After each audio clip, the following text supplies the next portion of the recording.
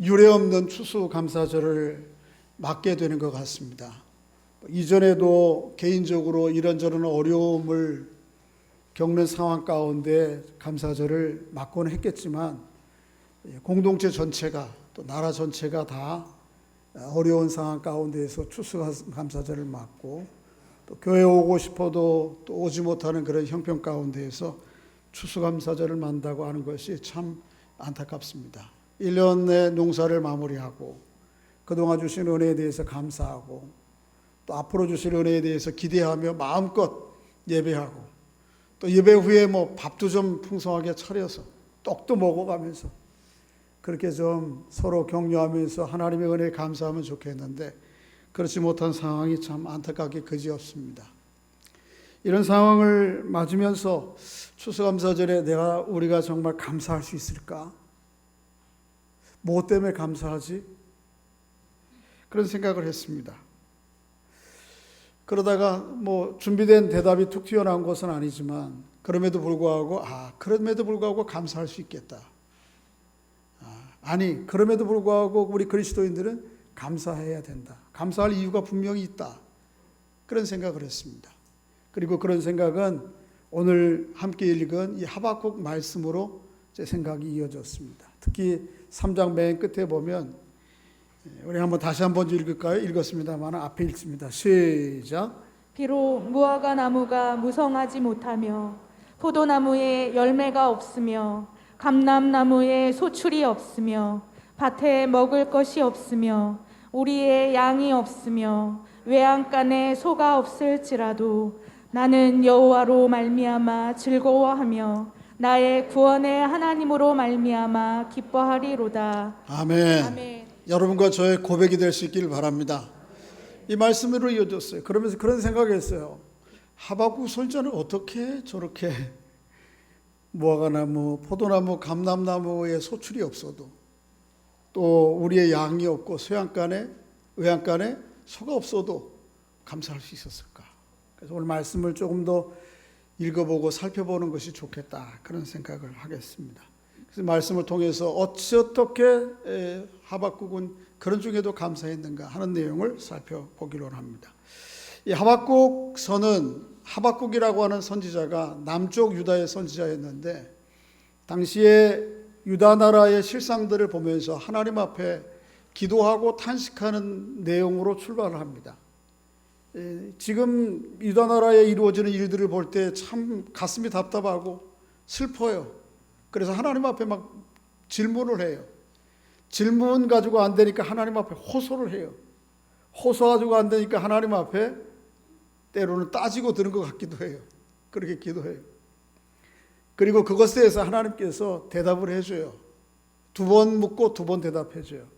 그리고 하나님께 들은 대답을 듣고 하박국이 3장에서는 그의 탄식과 호소가 기도와 찬송으로 변해요.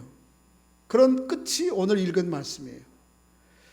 하박국 선지자가 유다 나라의 선지자로 일할 때에 유다 나라는 참 내부적으로는 하나님 백성 공동체지만 참 엉망이었어요. 오늘 1장 2절부터 4절에 있는 대로 거기에 강포, 또 포악, 죄악, 패역, 겁탈, 변론과 분쟁, 율법은 어디 간데없이 해이해지고 하나님의 정의는 사람들이 다 무시하는 이렇게 아주 엉망이 된 공동체였습니다. 이런 내용들을 보고 하박국 선지자가 탄식해요. 그리고 하나님께서 그것에 대답하죠. 그런데 하박국 선지자의 첫째 질문과는 기대와는 다르게 하나님께서 그 유다 백성들을 다루는 방법이 합당치가 않은 거예요. 그래서 또 하박국 선지자가 이제는 그저 단순한 질문이 아니고 하나님 앞에 좀 호소하듯이 따지듯이 그러면 안 됩니다. 하나님 그렇게 또 물어요. 그럴 때 하나님께서 또 대답해 주는 장면이 기록되어 있습니다. 그리고 그 이야기를 다 듣고 하나님 앞에 기도하고 찬송하는 거예요. 첫 번째 이 상황 가운데 읽은 1절에 있는 것처럼 상황 가운데 누구든지 기도할 수 있겠죠. 근데 이런 상황이 오늘 우리의 상황은 아닌가 그런 생각이 들어요. 그죠? 사람들이 너무 거칠어요. 그래서 강포와 포악, 겁탈 이런 것들은 뭐 이 정도는 아닐지 모르겠지만 사람들이 서로에 대해서 너무 거칠고, 그 다음에 어떻습니까? 변론과 분쟁이 끊이지 않아요. 둘이 모이면 싸우고, 여러 그룹이 모이면 싸우고 분쟁하는, 이 우리나라도 그렇고 세계가 다 그런 것 같아요. 그래서 하나님의 율법은 어디 오간데 없고 하나님의 정의는 어디 찾아볼 수가 없어요. 그래서 세상의 정의는 다 힘가진 사람들의 횡포인 것처럼 보여지는 때가 느껴져요. 이럴 때 우리가 하박국처럼 기도할 수밖에 없잖아요. 하나님 이 꼴을 그냥 보고 계시겠습니까? 어떻게 하셔야 되지 않습니까? 이렇게 탄식이 나오는 거죠.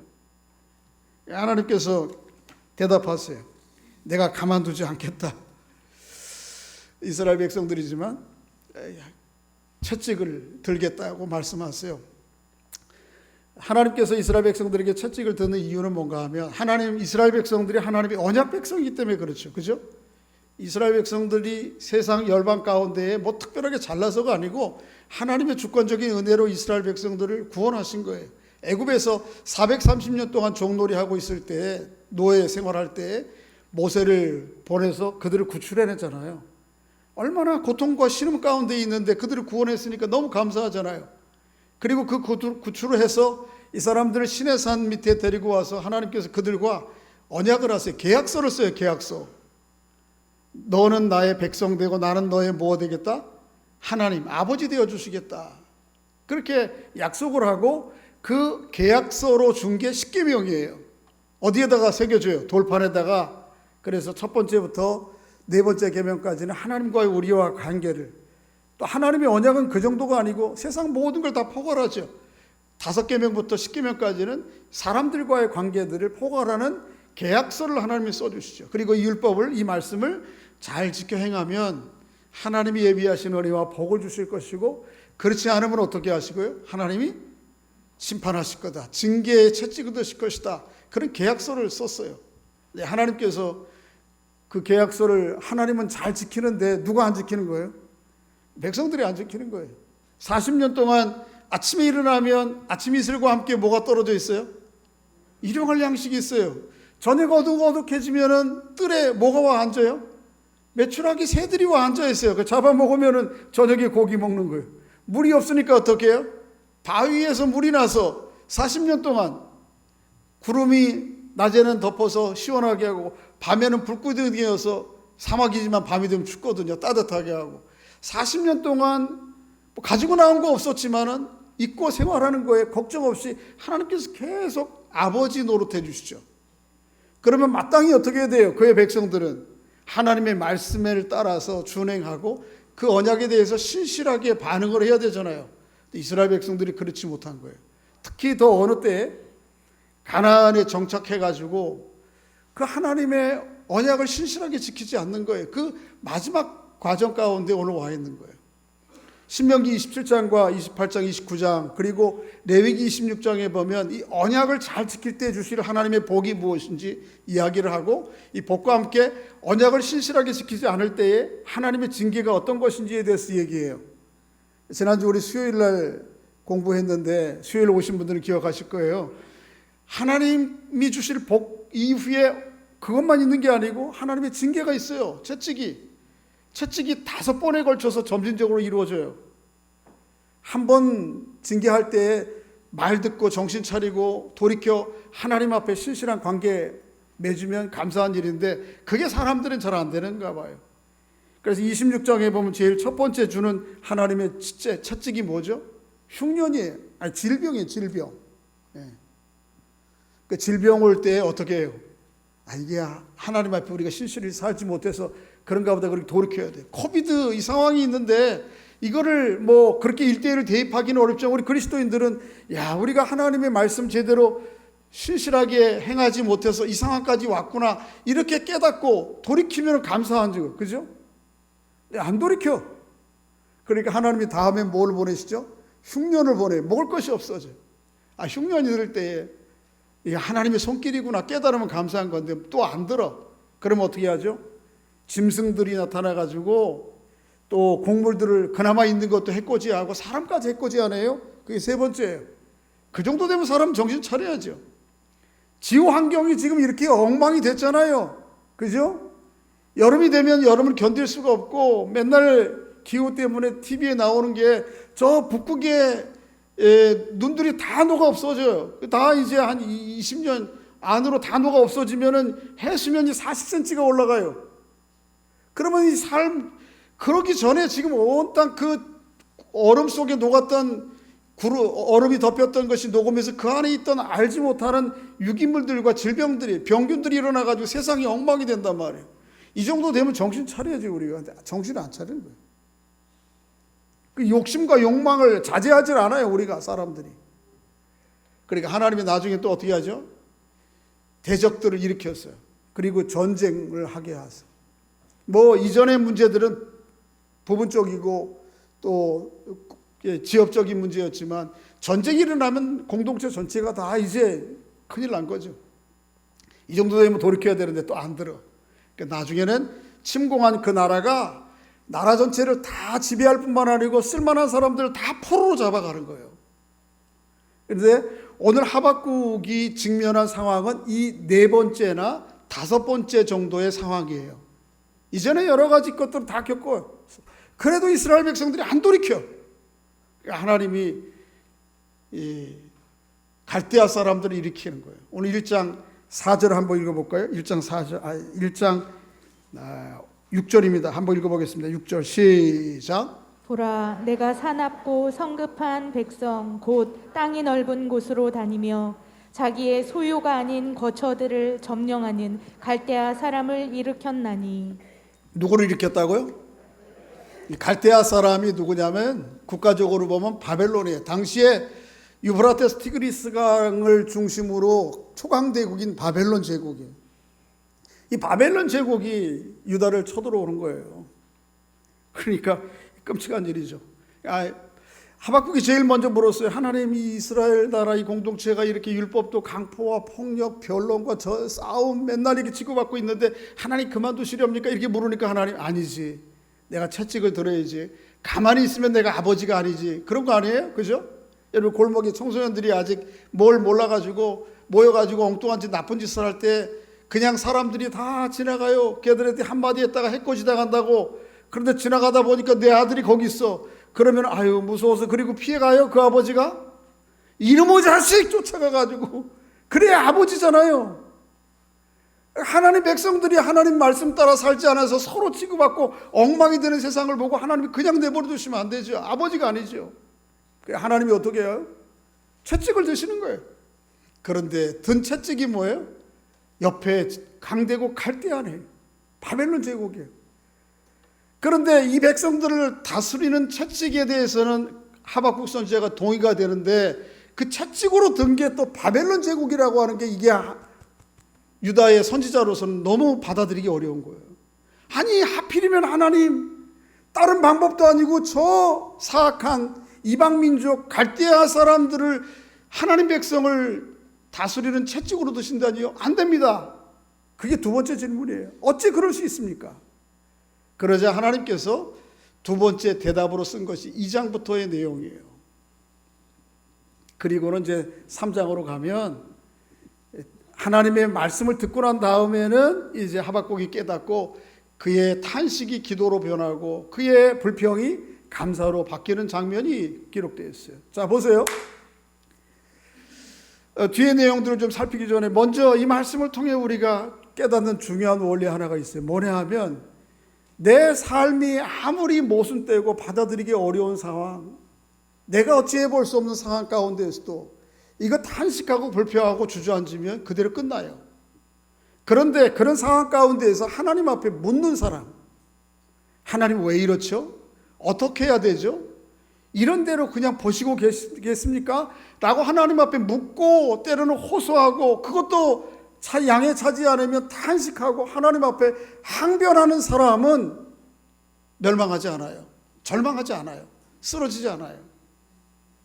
우리가 살아가는 삶의 여정 가운데에는 내가 이해할 수 없는, 수용할 수 없는 삶의 모순과 어려움들이 있어요. 그럴 때 어떻게 할 거예요? 그럴 때 때로는 우리 사람들 붙잡고 쫓아다니죠. 근데 사람들 붙잡고 쫓아다녀봐야 좀 참어, 시간이 좀 낫게 해줄 거야, 다른 방법이 있어, 이거밖에 할 말 없어요. 그런데 하나님 앞에 부르짖고 하나님 앞에 호소하는 사람은 절망하고 탄식으로 시작한 기도가 하박국같이 나중에 찬양과 감사로 바뀌는 은혜가 있어요. 할렐루야. 그렇게 하나님 앞에 묻는 백성은 망하지 않는 것입니다. 할렐루야. 옆에 분들이 한번 좀 마스크 썼지만 얘기해 주세요. 하나님 앞에 묻는 사람은 세상 앞에 무릎 꿇지 않습니다. 할렐루야. 하나님 앞에 묻는 사람, 이게 그저 마음이 편하면 그냥 솔솔 묻고 마는데 마음이 불편하면, 감정이 솟으면 어떻게 해요? 하나님 앞에 호소하다가 따로는 어떻게 하죠? 따지죠. 그죠? 성경에 보면 하나님 앞에 따지는 하나님의 사람들, 우리 믿음의 선배들이 많아요. 그러니까 너무 점잖게만 기도하지 마세요. 그래서 아브라함 햇살이라고 하는 유대 랍비는 그렇게 얘기했어요. 신앙생활이라는 게 뭐냐? 신앙생활은 삶의 모순적 상황과 받아들일 수 없는 삶의 자리에서 그 문제들을 붙들고 따지고 대들 대상이 있다는 것이다. 그 따지고 대들 대상이 누구예요?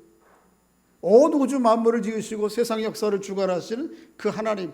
사람 붙들고 호소해봐야 돌아오는 거는 참아라, 시간이 약이다, 이거밖에 없어요.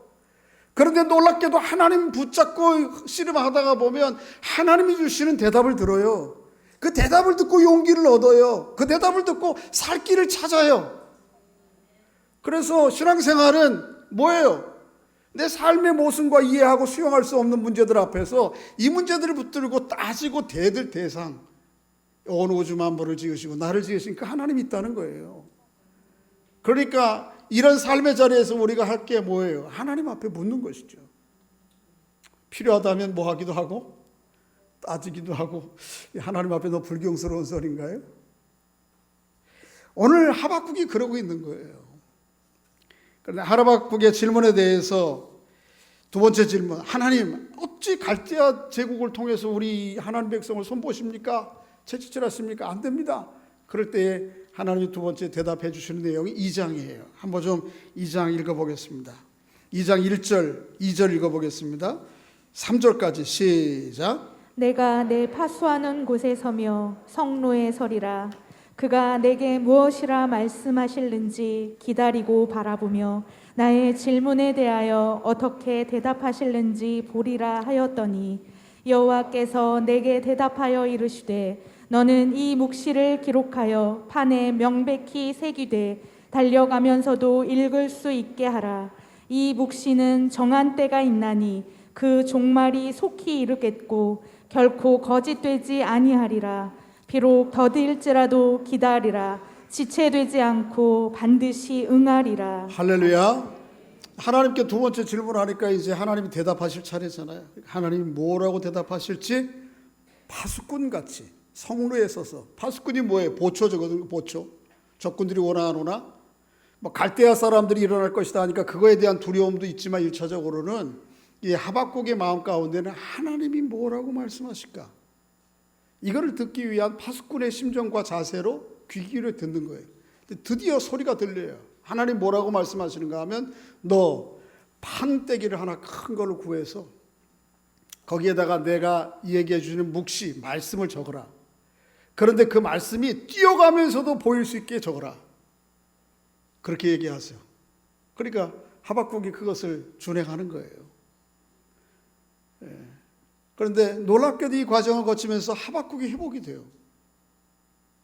여러분, 우리가 회복되는 것은 무엇으로 회복되는 것이에요? 하나님 말씀으로 회복되는 거예요. 뛰어가면서도 읽을 수 있을 정도, 너무 명백하게. 하박국이 이것을 실제적으로 돌판에다가 적어서 이제 이걸 들고 유대의 나라 사방을 뛰어다니는 거죠. 슬슬 다니는 상황이 아니에요. 지금 곧 큰일 나게 생겼으니까 정신 차리고 하나님 앞에 돌아가자고 뛰어다니는 거지, 붙잡고. 하박국이 그거 쓰기 전에 먼저 고린도후서 3장 3절 말씀에 보면 어디에 새긴 거죠? 그 말씀을 마음에 새긴 거예요. 마음에. 아, 그렇다. 살 길이 여기구나. 하나님 말씀이 있구나. 이걸 깨닫고 하박국이 기꺼이 동의하고 하나님 말씀을 주신 내용을 돌판에 새긴 것이죠. 뭐라고 새겼을까요? 여러 가지가 있겠지만 내용 크게 두 가지 적은 것 같아요. 하나는 한번 읽어보겠습니다. 하박국 2장 14절 시작. 물이 바다를 덮음같이 여호와의 영광을 인정하는 것이 세상에 가득함이니라. 지금 이해가 안 돼요. 하나님이 우리 주권을 우리를 다스리고 계시는가? 아니 이방 나라가 날아서 우리를 쳐들어와? 우리를 포로로 잡아가? 그런데 이게 하나님이 통치하시는 거 이해가 안 되지만 결국 그럼에도 불구하고 하나님께서 이 일을 이루실 것이라는 거예요. 하나님께서 이 장을 전체를 쭉 읽어보면 첫째는 바벨론을 통해서 하나님께서 유다 나라를 심판하세요. 유다 나라뿐만 아니고 나중에는 누구도 심판하세요? 그를 심판하는 바벨론도 심판하실 거예요.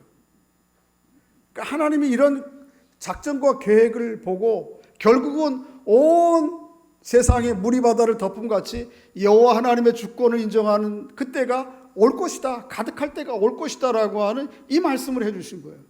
이 말씀을 하박국이 동의한 것이죠.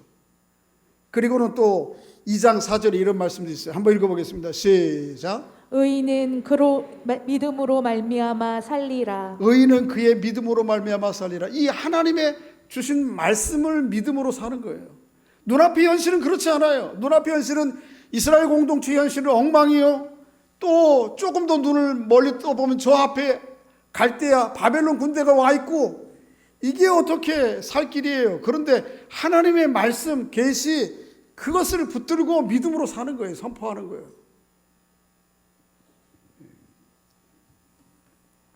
여러분과 제가 그런 사람들 될 수 있기를 바랍니다. 하나님의 말씀이 우리를 살려요. 그러니까 하박국이 나중에 불평과 원망이 기도와 찬송으로 바뀌는 것은 첫째는 하나님 앞에 묻는 거예요. 막 따지는 거예요. 기도하는 거죠. 그리고는 어떻게 하나님 말씀이 그를 회복시켜요. 에스겔 37장에 보면 에스겔 골짜기에 마른 뼈들이 즐비한데 그 마른 뼈들을 향해서 에스겔 선지자에게 뭐라 그러죠? 하나님 말씀을 대언하라. 그 말씀을 대언할 때 놀랍게도 그 뼈들이 다 일어나서 뭐처럼 되죠? 군대와 같이 되잖아요. 그러니까 마른 뼈와 같은 인생이 소생하게 되는 원리는 어디에? 하나님 말씀이에요. 하나님 말씀. 눈앞의 현실이 아무리 그래도 하나님께서 이 세상과 역사를 주관하신다고 하는 사실을 기억하고 결국 물이 바다를 덮음같이 여호와를 인정하는 것이 온 세상에 가득할 것이라고는 이 하나님의 언약과 말씀을 믿음으로 선포하고 붙잡는 사람들에게는 새로운 변화들이 일어나는 거죠. 하박국이 그걸 기억한 거예요. 여러분과 제가 그런 사람들 될 수 있기를 바랍니다. 삶의 환경이 아무리 바뀌어도 하나님의 사람들은 뭐로 살아요? 말씀과 믿음, 그 말씀에 대한 신뢰로 살아요. 이 하나님을 말씀을 깊이 신뢰하면 그 신뢰하는 믿음이 결국 나를 일으키는 거예요. 우리를 일으키는 거예요. 그렇게 하나님의 은혜를 깨달은 하박국의 이제 자세가 바뀌죠. 그 전까지는 탄식하고 호소하고 하나님 앞에 따디듯이 항변하듯이 묻고 그러다가 이제는 그의 자세가 바뀌어요. 기도로 바뀌어요. 그게 3장 전체예요. 한번 3장 1절 2절을 한번 좀 읽어보겠습니다. 앞에 있습니다. 2절 읽어보겠습니다. 시작. 여호와여 내가 주께 대한 소문을 듣고 놀랐나이다. 여호와여 주는 주의 일을 이 수년 내에 부응하게 하옵소서. 이 수년 내에 나타내시옵소서. 진노 중에라도 긍휼을 잊지 마옵소서. 여호와여 내가 주께 대한 소문을 듣고 놀랐나이다. 소문이라고 표시했지만 사실은 뭐예요? 하나님께서 그에게 말씀해 주신 묵시 계시죠.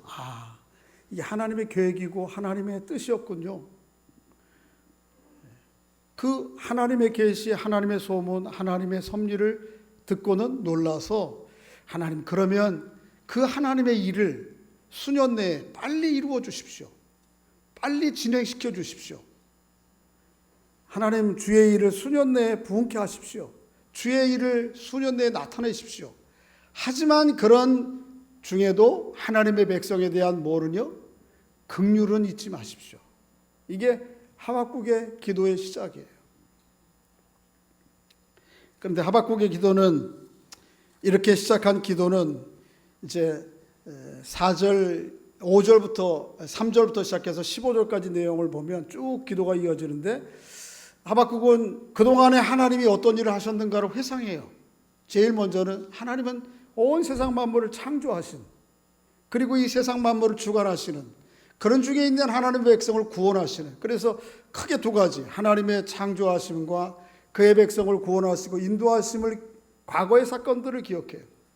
그렇게 지금까지 하신 하나님께서 결국은 자신들의 앞날을 그렇게 인도하실 것에 대한 소망을 가져요. 비전을 봐요. 그리고는 결국은 어디에 이르는 거예요? 우리가 처음에 읽었던 이 유명한 고백에 이르게 되는 것이죠. 한번 읽어보겠습니다. 시작. 비록 무화과 나무가 무성하지 못하며 포도나무에 열매가 없으며 감람나무에 소출이 없으며 밭에 먹을 것이 없으며 우리의 양이 없으며 외양간에 소가 없을지라도 나는 여호와로 말미암아 즐거워하며 나의 구원의 하나님으로 말미암아 기뻐하리로다. 하나님의 징계의 과정 가운데의 흉년이었는지 모르겠어요. 아니면 그것보다 그 후에 갈대아 사람들이 와서 포위하고 하니까 농사를 지을 수가 있어요. 먹을 것이 있어요. 들판에 나가서 소와 양을 기를 수가 있어요. 아무것도 없는 거지. 이런 상황 가운데 되면 어떻게 해요? 하나님 앞에 원망하고 불평하고 좌절하고 낙심하기 쉽잖아요. 근데 하박국은 낙심하지 않는 거예요. 그리고 뭐라 그래요? 무화과나무, 포도나무, 감람나무, 이게 가나안 땅에서 나오는 대표적인 나무 소출이거든요. 이거 없어도, 우리의 양이 없어도, 쇠양간에 오양간에 소가 없어도 그것 때문에 내 기쁨과 감사와 즐거움의 이유가 아니었어요. 그게. 그리고는 뭐라 그래요? 나는 오직 여호와로 말미암아 즐거워하며 나의 구원의 하나님으로 말미암아 기뻐하리라. 여전히 세상 사람들은 어때요? 뭐가 어떨 때 즐겁고 기뻐요? 뭐 무화과나무, 포도나무, 감람나무의 소출이 풍성해야죠. 지난해보다는 올해 연봉이 좀 올라야 되고, 지난해 정규직이었으면 올해 비정규직이었으면 정규직이어야 되고, 또 어떻게 하다 보니까 집 산 데가 집값이 올라가지고 뭐 배가 되고, 연봉이 많아지고, 애들은 막 취직도 잘하고 결혼도 잘했는데, 어떻게 딸내미 결혼했는데 의사를 만났어. 결혼했어요. 그래가지고 막 그래야지 기쁘죠. 예? 몸도 막 건강하고 아무 질병도 없고 근심 걱정도 없어야. 예, 하박국은 그렇게 얘기 안 해요. 비록 어떻게 그 반대의 상황이 주어져도 내 안에 계신 분 누구? 나는 여호와로 인하여 기뻐요. 구원의 하나님으로 인해서 즐거워요. 여러분, 하박국만이 아니고 모든 그리스도인의 기쁨과 감사와 즐거움의 이유와 근원은 딱 한 가지여야 돼요. 이거여야 돼요. 뭐 때문에요? 여호와, 나를 구원하신 하나님. 지금까지 내 인생을 인도하신 하나님께서 내 인생을, 남은 인생을 이끌어 가실 것을, 온 우주 만물을 지으시고 주관하시는 하나님이 하물며 나일까 보냐 라는 고백으로 하나님 앞에 기도하고 감사하는 거죠. 오늘 이 감사절에 우리 하나님의 백성된 여러분과 제가 그 이유 때문에 하나님 앞에 기꺼이 감사하는 여러분과 제가 될 수 있기를 바랍니다.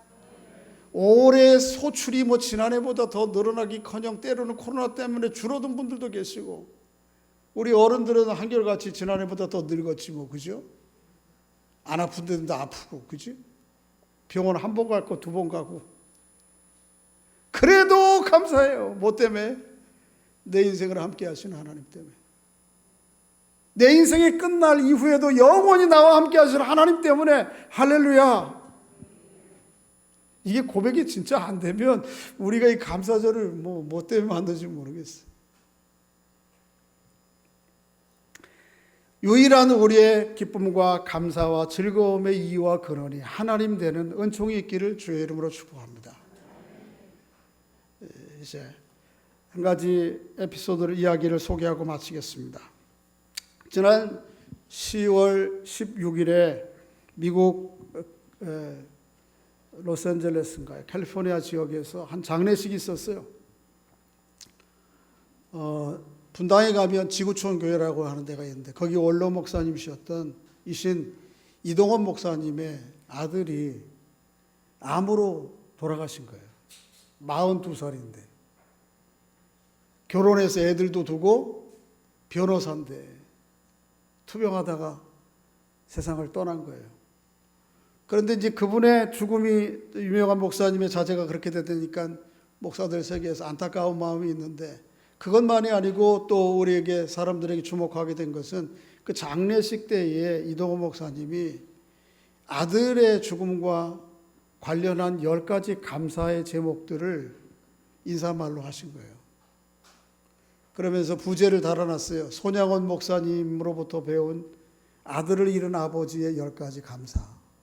손양원 목사님의 아들이 우리나라 공산당 어려울 때 공산주의자들에 의해서 두 아들이 죽임을 당했거든요. 두 아들이. 그럴 때에 죽인 아들 사람들을 원망하지 않고 감옥에 보내지 않고 그들을 용서하면서 그들을 제발 감옥에 가두지 말라고, 심판을 죽이지 말라고, 그리고 그를 양아들 삼아서 진짜 아들로 여기며 살았거든요. 거기에서 배웠다 그러면서 10가지, 암으로 아들을 보낸 아버지의 10가지 기도 제목, 이렇게 쓰고 있어요. 한번 읽어보겠습니다. 시작. 아들이 그 지독한 암의 통증에서 해방되어 감사합니다. 통증, 암을 겪고 있는 고통이 심하거든요. 근데 매일 그 고통 당하는 거 보면 너무 아버지로서 힘든데 이제 곧 통증에서 해방돼서 감사하다. 두 번째, 영광의 나라 천국에 입성하여 감사합니다. 하나님 품으로 세상에서 주시는 안식이 늘 한계가 있는데 영원한 하나님의 깊은 안식 가운데 가게 된 것 감사하다. 세 번째, 그동안 유머가 많았던 아들로 인해 누린 기쁨을 감사합니다. 이동호 목사님도 유머가 많으신데 아마 아버지 닮아서 유머가 많았나 봐요. 그런데 늘 만남이 유쾌하게 해서 감사하다. 네 번째, 단 한 번도 불평 없이 자랑만 하던 아내와 애교 덩어리 손자를 남겨주어 감사합니다. 며느리와 손자 손녀 남겨둔 것 감사하다. 다섯 번째, 어려서 게임을 좋아하더니 게임 변호사가 된 것을 감사합니다. 골치나 썩겼나 봐요. 게임 많이 해서. 근데 변호사가 되어서 게임 분야의 일들을 변호해주는 일들을 되었다고 감사하다고. 여섯 번째, 아들의 고통을 통해 예수님을 내어주신 하늘아버지의 고통을 알게 하심을 감사합니다. 십자가에 두고신 주님 우리가 고백하긴 하지만 실감이 잘 안 나는데 아들을 내어주신 그 아버지의 심정을 이때 비로소 깨닫게 된 거죠. 더 절실하게 감사하다고. 그 다음에 아들의 암 투병을 통해 수많은 암 환자의 고통과 연대하게 된 것 감사합니다. 암 알아본 사람이 암의 고통을 아는 거죠. 슬픔을. 근데 비로소 아들을 그렇게 보내고 나니까 암 질병 가운데 눈물 흘리는 사람들 보면 정말 절실하게 내 문제처럼 느껴져서 감사하다. 그 다음에 또한 자식을 먼저 떠나보낸 수많은 부모들의 고통과 연대하게 되어 감사합니다. 아들 먼저 보내는 부모 잘 이해 못하죠. 그 알게 돼서 감사하다고. 아홉 번째, 아들의 치유를 위해 기도한 수많은 중보 기도자들과 한 지체가 되어 감사합니다. 기회가 있을 때마다 지인들에게 아들을 부탁하면서 기도했는데 그들의 기도가 얼마나 힘이 되고 위로가 되었는지 그것 때문에 감사하다고요. 열 번째, 아들이 간 천국을 더 가까이 소망하게 되어 감사합니다. 그 천국이 멀지 않다고 하는 것을 마치 창호지 바른 문 밖에가 천국인 것처럼, 그래서 그 하나님의 나라를 매우 마음 가운데 가까이 고백하며 또 살아가게 된 기회가 되어서 감사하다. 이게 하나님의 백성들이 해야 될 감사죠. 포도나무, 무화과나무, 감람나무 열매 많고 소에 우리의 양이 많으면 그 누구나 감사를 못하겠어요. 누구라도 하는 감사예요. 그러나 신앙이기 때문에 하는 감사는 그런 거 모든 거 다 사라져도 열매도 없고 우양간에 소도 없어도 또 이해하기 어렵고 받아들이기 어려운 상황이 주어져도 그럼에도 불구하고 여전히 하나님께서 나의 아버지요 내 인생의 인도자여 주관자 되심을 인하여서 감사하는 거죠. 그렇게 감사하며 살아가는 여러분과 저 또 남은 생에 될 수 있기를 주의 이름으로 축복합니다. 기도하겠습니다. 하나님 아버지, 우리의 눈앞의 현실 가운데에는 때로는 이해할 수 없고 수용할 수 없는 일들로 인해서 당황스럽고 또 절망할 때가 있습니다. 하지만 그 어떤 상황과 환경 가운데에서도 그로 인해 매몰되지 않도록 성령께서 붙들어 주시옵소서. 삶의 어떤 조건과 상황이 아닌 우리를 찾아오시고 구원하시고 동행하시고 인도하시는 하나님으로 인해 늘 평안하고 기뻐하며 감사하며 살아가는 저희들 될 수 있도록 은총을 베풀어 주시옵소서. 예수님의 이름으로 기도하옵나이다. 아멘.